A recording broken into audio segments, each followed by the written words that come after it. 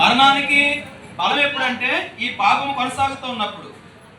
ఈ పాపానికి కనుక క్షమాపణ వస్తే, ఈ పాపము కనుక తొలగిపోతే ఇక మరణానికి బలం అనేది ఉండదు.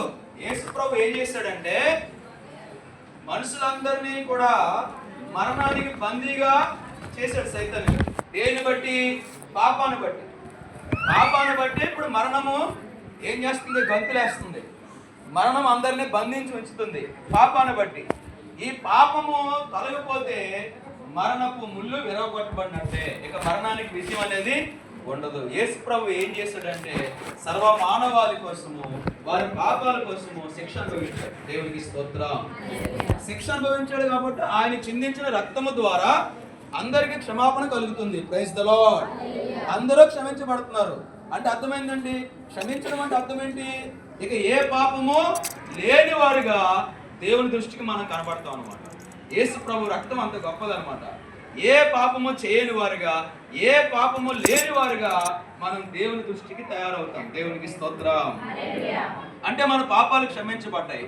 పాపాలు క్షమించబడినప్పుడు ఇక మరణానికి విజయం అనేది ఉండదు. నేను చెప్పేది ఏంటంటే పిల్లరా, దేవుని వాక్యం సెలవిచ్చేది ఏంటంటే యేసు ప్రభు మన స్థానంలో ఉండి చనిపోయారు. మన పాపాల కోసము ఆయన మరణాన్ని అనుభవించారు. ఎప్పుడైతే మన పాపాల కోసం ఆయన కల్వరి శిలువలో ప్రాణం పెట్టాడో మన పాపానికి పూర్తి వెల చెల్లించబడింది. దేవునికి స్తోత్రం. పూర్తి వెల చెల్లించబడింది. దేవుడు దాన్ని అంగీకరించాడు. ఆ యేసు ప్రభు రక్తాన్ని బట్టి దేవుడు మనందరినీ కూడా పరిశుద్ధులుగానే చూస్తున్నాడు, నీతిమంతులుగానే చూస్తున్నాడు. ఇక పాపము నుండి విడుదల వచ్చినటువంటి వారికి మరణము వారిని బంధించి ఉంచలేదు. యేసు ప్రభు చెల్లించిన వెల గొప్పది. ఆయన పాపానికి పరిష్కారం చేశాడు అంటానికి రుజువే ఏంటంటే యేసు ప్రభు తిరిగి లేచాడు. దేవునికి స్తోత్రం.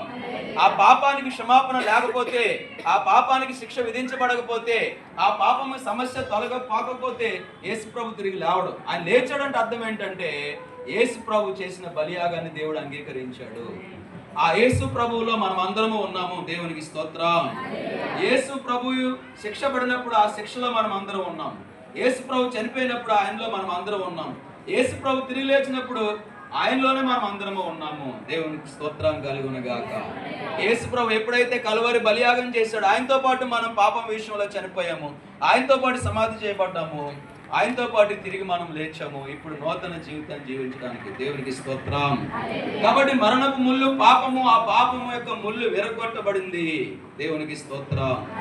కాబట్టి మీరు ఇంకా ఏ మాత్రము కంగారు పడవలసిన పని లేదు. మరణము యొక్క అధికారం తొలగిపోయింది. పాపము యొక్క ముళ్ళు మరణపు ముళ్ళు విరగొట్టబడింది. మరణపు ముళ్ళు పాపము విరగొట్టబడింది. దేవునికి స్తోత్రం. కాబట్టి యేసు ప్రభు ప్రథమ ఫలముగా మృతుల్లో నుండి లేచాడు. ఆయన వచ్చిన తర్వాత తన వారందరినీ తిరిగి లేపుతాడు. నమ్మిన వారు దేవునికి స్తోత్రం చెప్పండి. యేసు ప్రభు ఈ భూమి మీద జీవించినప్పుడు లాజరు చనిపోయి 4 రోజులు అయితే ఆ సమాధిలో